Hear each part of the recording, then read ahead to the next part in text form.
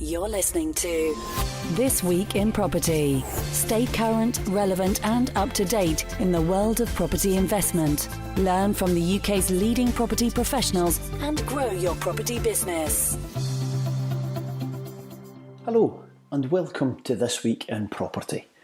I'm your host Richard Swan, and in today's show I have sat down with Jim Tebbett, Senior Compliance Executive of the ASA. Now, here's a wee thing. If I took a large group of property investors, property professionals, landlords, etc., general business owners, that kind of large group of those people, you could split them up into segments. There might be a segment who just wouldn't have a clue what I'm talking about. ASA, what does that stand for, Richard? There might be another large group who do know what ASA is, but they have a negative spin on it. They think, oh yeah, ASA, you need to watch out for that. You don't want name chapping your door. The Advertising Standards Authority, oh my goodness. Yeah, that's a group to be feared. That's an organisation to run away from. And you know, like a lot of things in life, when we don't really dig into them or have that chat, it's a lot different. It's a lot different.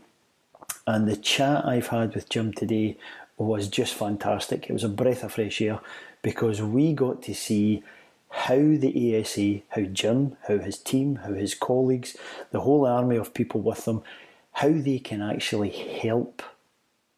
How they help UK businesses, how they help UK property professionals, and of course, the real people that we always want to help, the public, the consumers, the customers, the tenants, whatever label you want to put on those people that we on the professional side and the ASA on the authority side, on the monitoring side, who were all trying to help together. And it was fantastic. It really was fantastic. I think you're going to get a new spin on things, a breath of fresh air when it comes to understanding these organisations and how they can actually help you. And I've got two gifts for you. So gift number one, this is a show that not only should you listen to it and enjoy it and get interested by it, but you should absolutely make sure you check the show notes for this one. Now, I know a lot of you do that. You will listen to a show, you'll really enjoy the guest it's on, and you'll then click into the show notes from your phone, your laptop, whatever media player that you're using, and then you'll just, check out their details, their websites and that kind of stuff.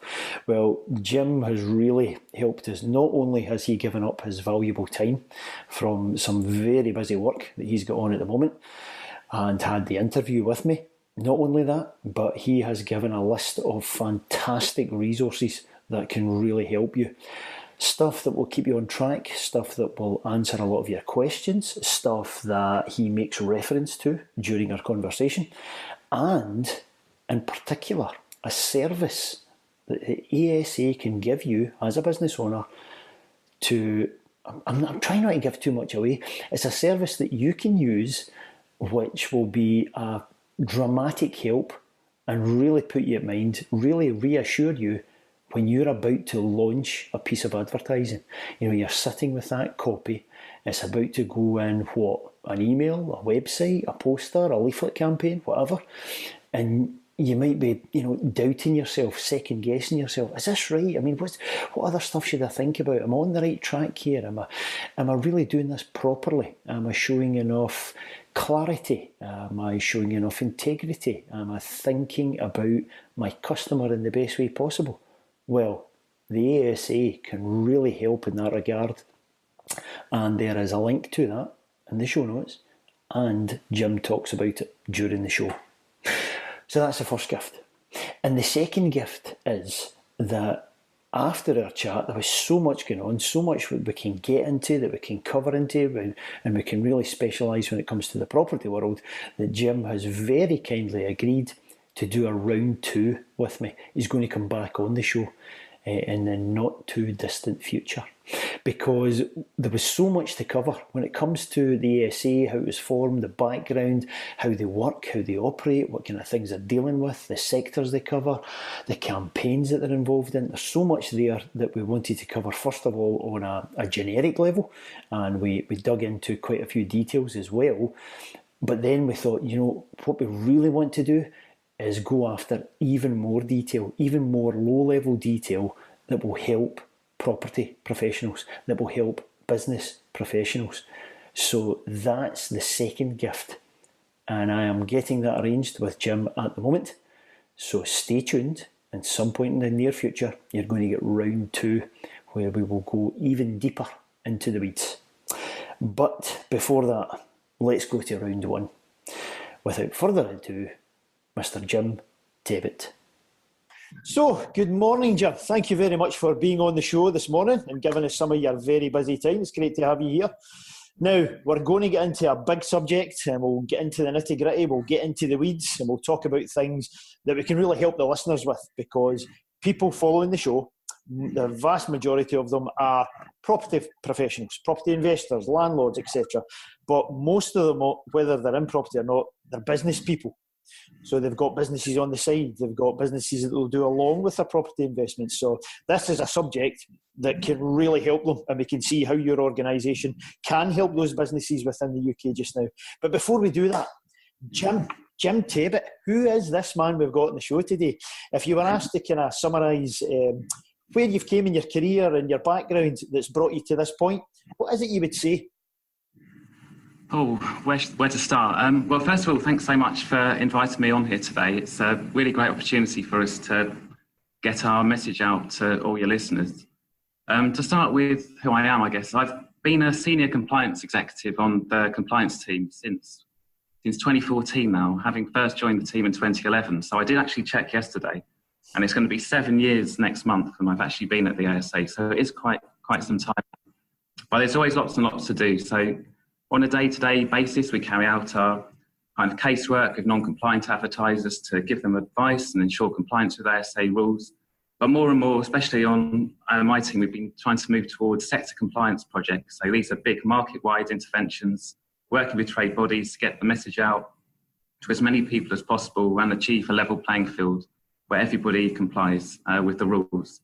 So in relation to property, a colleague of mine did one of these sector compliance a few years ago about letting agent fees, about making the landlord fees clear and upfront in ads, and I can talk about that in a bit.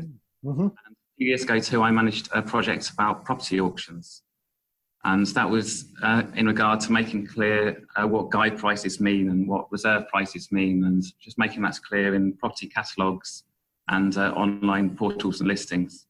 I also currently lead a couple of other projects, so it's not just property. One about subscription traps, which is about when you get a free trial or promotion and you find yourself into a recurring subscription payment, and just making sure everybody's clear what they're getting into. And there's another big one that's particularly big in Scotland and Northern Ireland at the moment, which is about parcel delivery. So I won't go into that today. When you're shopping online and you see free UK mainland delivery, and then you go through the whole process, only to be told that if you live in Aberdeen, you're not in the mainland. So there's quite rightfully quite a few people upset about that. So so that's one of our big projects at the moment. Yeah, fantastic. Lots going on, and that's certainly something that I've seen when I've been researching the background of the organisation, all the things you're involved in. It seems to be a constant flurry of activity, and I'm definitely going to dig into how you kind of see the people managing that, because it's like, deal with this, okay, now you've got something else to deal with, okay, now you've got this area to deal with. It looks quite fascinating, and it looks quite an industry that will certainly keep you on your toes, that's for sure.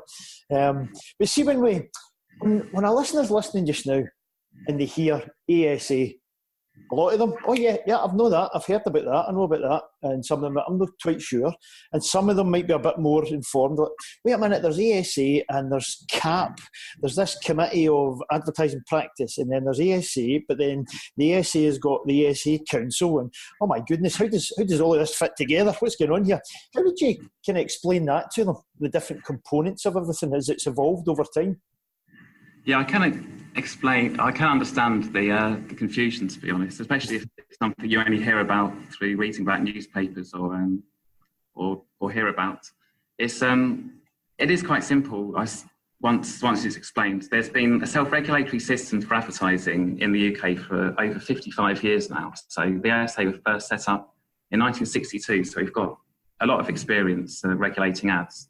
Our aim is to protect consumers and maintain fair competition. So the system altogether, we set out the rules and we try to enforce a level playing field. So companies within all the sectors we regulate, because every sector that markets, like you can imagine really, advertisers we cover.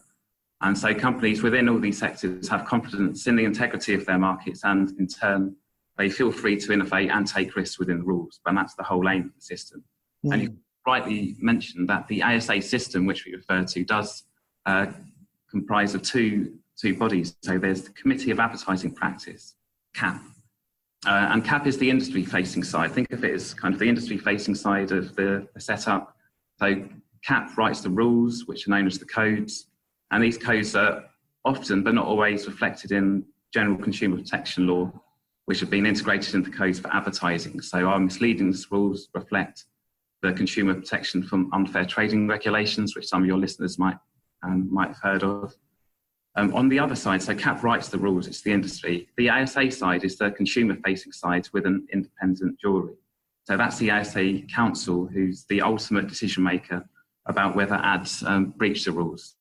So if you make a complaint, you make a complaint to the ASA. So the ASA can get complaints from consumers or competitors. They investigate these complaints against the codes and they publish rulings. And you can see the ASA rulings every Wednesday on the ASA website. You can go on the website, see the ones from this week and look back. See, it's very transparent about what we've ruled against. I should mention as well that we are recognised by the government and the courts as what's known as the established means for regulating UK ads. And so we can ban ads, we can undertake our own sanctions, which are stopping ads appearing, or name and shame sanctions. And we can do all this ourselves, but we also have legal backstops, which are important to mention. So for broadcast ads for telly and radio, we can refer broadcasters to Ofcom, but for advertisers in other areas, other media who are misleading, we can refer companies to trading standards. And that's really important to have this backstop, because it only happens, it's really rare we've got to do it, but trading standards, companies refer to trading standards have taken down companies' websites or prosecuted them before, so there is real teeth to the system. But like I said, it's really rare we have to do it. Most people we contact do want to play within the rules. And reputable advertisers do care about their brand and their reputation. It's a big reputation business, of course. And most of our interventions we can resolve them quickly and informally, because reputable companies want to avoid reputational damage. Yeah, definitely. Yeah, it's a fascinating setup with everything. That's a nice way you've summarised it all together. I like that. Tell me this, like the philosophy in your eyes, the approach, the mindset. Do you see yourself, your colleagues, the ASA, as the enforcers, the policemen, the hard, right, we are coming in when something's bad? Or do you more lean towards, no, we're here to help all of UK businesses and consumers, and we can help you guys, and we can show you, look, have a read at this, and what kind of way would you look at that scale? Because obviously you've got a job to do, you've got to step in when things are wrong, you've got to step in to protect people, but at the same time you're looking to help people as well, aren't you? You're looking to help consumers, to help businesses, and you spoke about that level playing field. How do you kind of balance that? Well, like you said, it is a balance. If we were to ask, I don't see many people here would describe themselves as a policeman, but we do an important consumer protection role, which is the investigation and establishing where rules are breached, particularly on the CAP side. And you might think it's strange enough on the team I work on, the compliance team, it is mainly about contacting people who may not know the rules or may not have full understanding of the rules, and providing advice to them to comply. The sector compliance projects I work with the bulk of them is finding out who to contact and how to communicate the message and sending it to as many people as possible. And it's important I mention here that we have got a a specialist copy advice team, which is out there for all advertisers, for all companies who advertise, who would like to get some advice. And it is a free and confidential bespoke advice service. So you can call up the team, or you can send them an email through our website up with an example of your ad, asking if they think, well, if you think it's okay, and they'll be able to get a response to you within 24 hours. Wow. To help you out like that. So it's if one thing we can spread the word about this advice service, this podcast, that will be a big success for us. Yeah. As well as that, we've also got the ASA website is full of a big searchable database. So you could just put in property. Well, that's quite general. You could put in letting agent, advertising, or fees, or something like that. Mm-hmm. It would just throw out advice that you can look at any time. We've also got things like e-learning, and we do seminars and webinars. So it is more and more about trying to get the message out to as many people as possible, which is why it's so good to be here today. Yeah, it's fantastic. And that's great. You know, people, I think, definitely should look at it as a resource, as a help, because, you know, everybody's, you know, trying to struggle along in their business. They're trying to do what they're doing, help their customers, build their brands, expand and grow. And rather than thinking, oh no, that's the bad guys over there, this is, oh, the tax man's coming, oh, the ASA man's coming, oh my goodness, I better hide away from them. Rather than looking at it in a negative way, no, you've no idea how much resources are there for you, materials, the online learning you spoke about, and that service about actually running your ad, your proposal past your colleagues to say, any ideas here? Does this look okay? What about such and such? That's fantastic, and such a quick turnaround as well. That's really nice to hear about. Yeah, it's understandable perhaps how people could get the impression, because if you hear about the ASA in the news, it's all about ASA rulings and things that we decided against. But yeah, got to emphasise that for companies, we are here for companies who want to comply with the rules, which are, in our experience, it's the vast majority. Mm-hmm. And like you say, there's lots of resource out there for them to come to us and ask. Yeah, fantastic.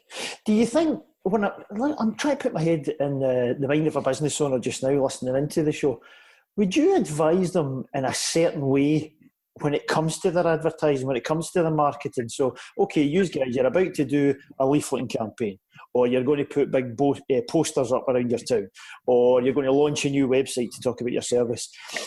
Is there a certain approach that you would ask them to think about? Or do you think, no, it's mainly common sense, just be truthful, have integrity, do such and such? Or is there certain hoops they should think about when they're putting those ads together, the paragraphs, the words and phrases that they're picking? How would you kind of approach them in the first instance? Well, I suppose you start from a very general point that you did mention, and then you kind of hone in on the type of claims and advertising you want to make. Mm-hmm. So at the basic level, you'd say just be clear and truthful in your advertising and look at ads from the consumer's point of view, because you're the expert. You understand your market inside out. Mm-hmm. The point of an ad is to communicate this to a consumer or to another business. So customers do want to see that businesses are knowledgeable and trustworthy, and ads, of course, are often the first thing of you they actually see. So just make sure you make the first impression you'd like to see if you were in their shoes. And when you've drafted some marketing or some advertising, just see if you can look at it externally from how a consumer would understand this, and just look at it from that way. And of course, if you've got any doubts, you can go to our copy advice service to ask for an expert second opinion. Yeah, to get that double check, that reassurance that you're looking for. Mm-hmm. Fantastic. Now, my next question is, if I had to put it in simple terms, it would be, how on earth do you guys manage to do this? And what I'm talking about here, I'll explain to listeners, is actually dealing with the complaints. Because if I just throw some stuff for the listeners to get their teeth into here, in 1991, the complaints the ASA were dealing with topped 10,000 for the first time ever at that point. Fast forward to 2014. This is when the internet overtook the TV for the first time ever as the most complained about medium, and that rose to over almost 13,500 complaints. And there's a whole history. Obviously, we'll put links in the show notes for the listeners to follow it, and they can look at the timeline of the ASA and CAP in general as well. But every now and again, there's campaigns or things that just flood you guys with activity. In 2000, again, just to jump back in, there was the Sophie Dahl advert, the Yves Saint Laurent, I think it was a fragrance, Opium, and it just went crazy, and all the complaints just flooded in. There was a Kentucky Fried Chicken advert, and that was to do just because the people on the show, they had their mouths full when they were singing along to the song. And again, you guys get flooded with over 1,500 complaints because people thought, well, that's going to encourage bad manners in children. And then there was a whole Oscar Pistorius trial, just tons of, and from my outside, I'm thinking, logistically, practically, how on earth do you deal with that? I mean, is it the systems you've got in place? Is it the people you've got in place? How on earth do you guys cope? Well, we certainly have had to develop since, certainly since we started regulating ads online, regulating ads on social media and companies' own websites in 2011. And you're right to say that the complaints about harm and offence and things like the KFC ads and other ones like Money Supermarket, they're the ones that draw lots and lots of complaints. They get lots of press. They rile people up. For the most part, these harm and offence ones, the biggest. You see the top 10 complaints of the year, and they're mostly harm and offence ones about people getting offended. And for the most part, they're not actually upheld to be in breach of the code. So they might offend some people, but we don't actually have to ban them. You mentioned some numbers, and without getting bogged down, last year it went up to 27,000 complaints, 19,000 ads. Wow, we're not huge. But it is quite a lot of work. So, but like I said, it should be pointed out the majority of ads didn't break our rules. 7,000 ads amended or withdrawn. But even though we encourage people to bring things to our attention, and that's our bread and butter. It's to say that we aren't just going out looking for excuses to ban ads. It's not that at all. And the majority of ads don't have to be amended. To answer your question properly, I suppose, about how we deal with things, we have committed to looking at every complaint on its own merits, which is a big job, as you'd expect. Wow. We have had to bring in the last few years the kind of prioritisation policy where we do have to look at ads and look at the ones that we think are likely to cause the most detriment, likely to be repeated, and even the ones that we think it might be a minor slip or it might be something that's going to be a one-off, never going to happen again. We still are going to send advice to the advertiser. In no circumstances, if we think there is a problem, we'll leave it. We always will take action. We think there is. If we get a complaint about an ad which we do think is a problem, we will investigate it. And we have to. In some cases, we have to assess things like clinical trial evidence or things like comparative price evidence, and these are really in-depth investigations. They do take time, but because they need to. Yeah. We do use informally resolved cases as well, which are a quick and effective way of addressing problems. So that's where we know there's an issue, we know what the issue is, and we know what needs to be done to fix it. If we think there's unlikely to be repercussions across the industry, and we think it can be quickly resolved, we bring it to the attention of the advertiser, and if they remove it, we'll resolve it informally there, which is a positive and effective result for the complainant, but also applying proportionality. So we look at every ad on its merits, but look at the best outcome as well. So it is a big job. That has been supplemented by lots of our advice side as well to try and when there has been an ASA ruling, we do these sector compliance projects, if it's got repercussions across an industry, to try and change behaviour en masse. So that's rather than just dealing with people individually, work with trade bodies to try and get wholesale change. So that's managing the whole breadth of advertising in not a massive organisation. Yeah, of course, that makes sense. I mean, that's obviously going to be really efficient for you, isn't it? A big trade organisation body at the top, like an umbrella, if you can work out a good plan or a new policy with them, that's going to be much quicker, much more effective than trying to do all the tens of thousands of businesses underneath them. Yeah, that definitely makes sense. Tell me this. I was laughing inside myself because when you were talking about how a lot of people can take offence at an ad and so on, are you able to leave your work at your work, or do you find yourself sitting at home on the couch, an advert pops on the telly, and you have one of those face plants, and you're, oh no, why did they say that? I'm going to be so busy come Monday morning. do you manage to switch off? Well, you do try your best, certainly. Sometimes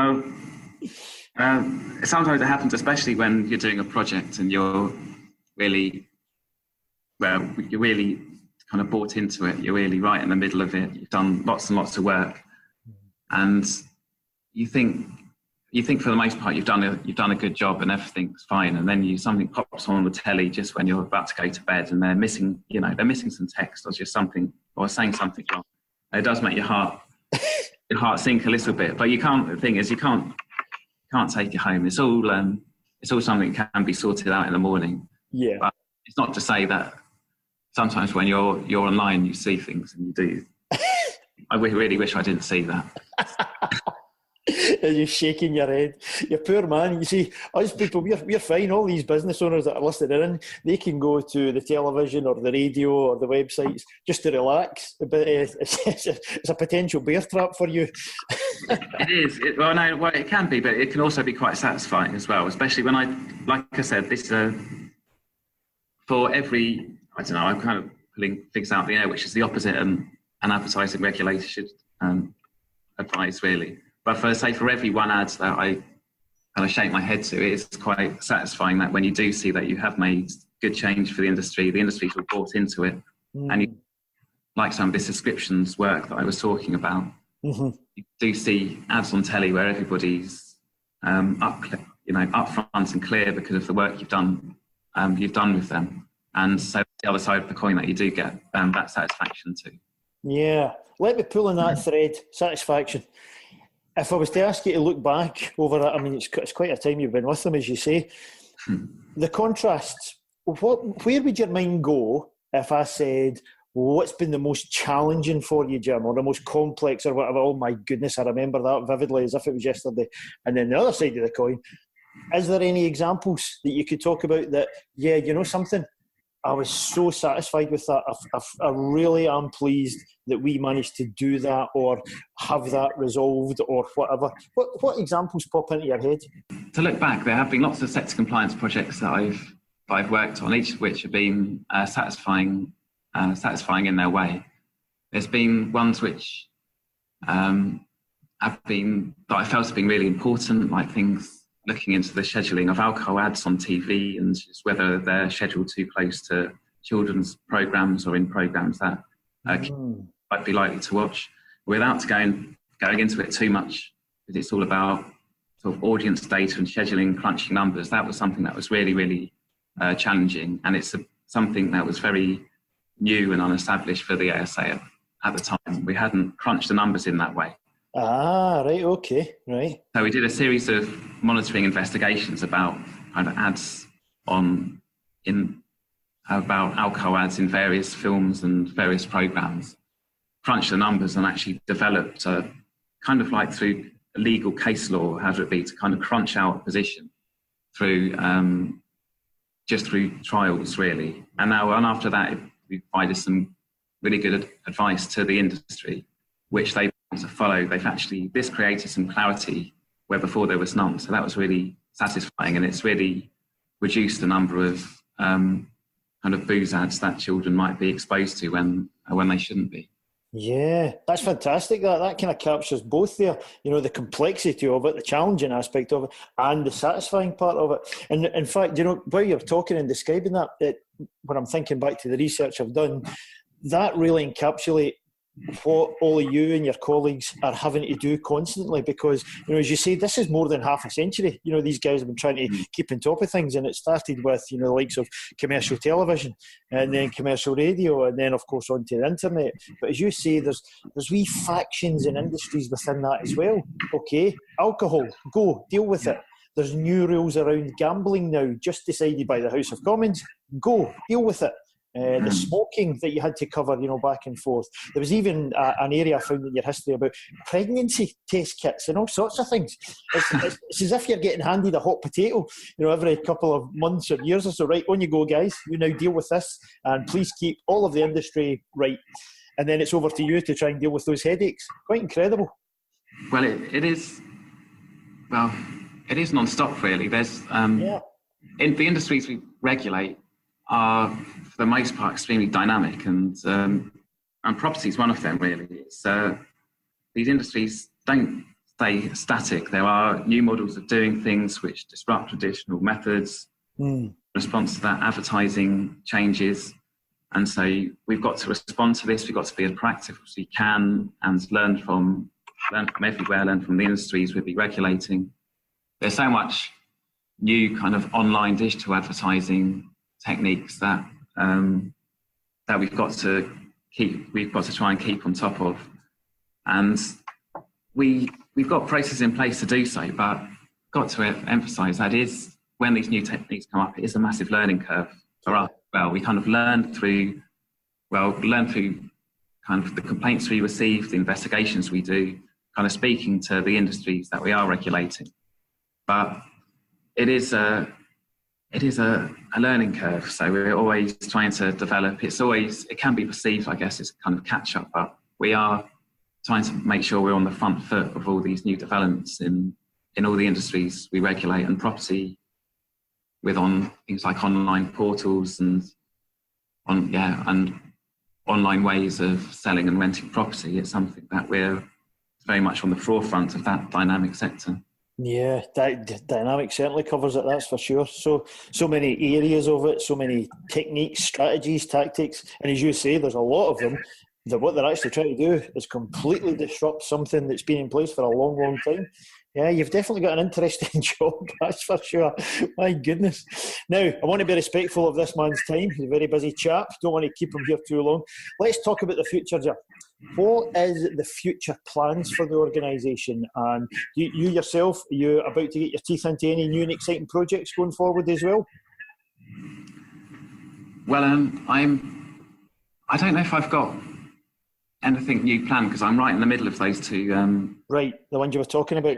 Partial ones at the moment. Mm-hmm. Generally speaking, it's the ASA as a company, especially in the last 5 years, we've been trying to be as proactive as we can, kind of recognising that there's so many changes to advertising, like I was saying, particularly online. And we're trying to we're kind of casting the net out really to experts, and especially kind of digital experts, web experts, to keep an eye on new technologies, new way of doing things. And at the same time, working with trade bodies to make sure we're as formed as possible as we can be in just sectors that seem to be just changing more and more. It's not something that's slowing down, it's just there's more and more information. So it's something we're trying to make sure we're on top of there. And just I suppose in relation to property, is we're hoping, as well as being proactive in that sense, we're trying to consolidate our relationship with the National Trading Standards Estate Agency team, who's the the estate agents regulator, which is still relatively new. We've worked with them a bit, but it's only since Christmas, and I sent out an enforcement notice to estate agents that we've made sure we're going to work more closely together and mutually informed. So estate agents in particular have consistent advice, and it's something that we're looking for to do with all sectors, because even though we are the experts in advertising, we're good at seeing how consumers would interpret ads and how they'd understand and react to them. But we don't claim to be experts as expert at all as the people in the industries we regulate. So you will say that we know as much about estate agency, about the estate agents, or about any of the other listeners that you have. But if from the advertising point of view, that's what we're good at. But we're always trying to learn to understand these industries even more and kind of cultivate better and deeper relationships with the trade bodies in those sectors. Yeah, it's fantastic. I get a feeling of a real collaboration there, a real marriage between the two, because you're right, it's different skill sets, as you say. Those business people are the experts within that particular field, but you've got a much better and wider skill set in advertising in general. Forget what the industry is, forget what the service or the product is. And by combining those two, you can really work together and come out with some good stuff that's going to help the business owners, going to help the consumers as well, of course, who are the most important thing at the end of the day. Because whether they're consumers in your eyes or customers to a business, it's one and the same thing. And you're looking for satisfaction there, aren't you? Yeah, that's right. And it's important that we do protect consumers by applying our rules, but it is just the integrity of us as a regulator does depend on the industries we regulate having faith in us. So that's why I have to emphasise why we are always trying to learn more and more about these industries, make sure that we do make the right decisions, and we're not just seeing through an advertising prism. So that's something we've been doing for the last few years and trying to do more and more of too. Tremendous. Now there you go. There's the very perfect positive note to end our conversation. And for all the listeners who maybe were afraid of the very acronym ASA, the coming chap in their door or sending them an email, this is how these guys think. They're here to help. They're here to give you information. They've got resources, training, all sorts of stuff. So if you've listened to what Jim said, please hook into the show notes for this episode, and you'll see all the links in there to loads of great materials that Jim and his team can help you with. But for today, Jim, thanks a million for your time. I know you're a very busy man, but I really appreciate it. Thank you very much. Yeah, it was great to be here. Hi folks, it's Richard here again. I really hope that you enjoyed today's show. Now listen, I've got 2 links to help support you on your property journey, and I want you to write these down when it's safe to do so. You might be driving in your car just now listening to the podcast, and that's fine, but please make sure that you get back to this and write down these links. Okay, are you ready? Got your pen in hand?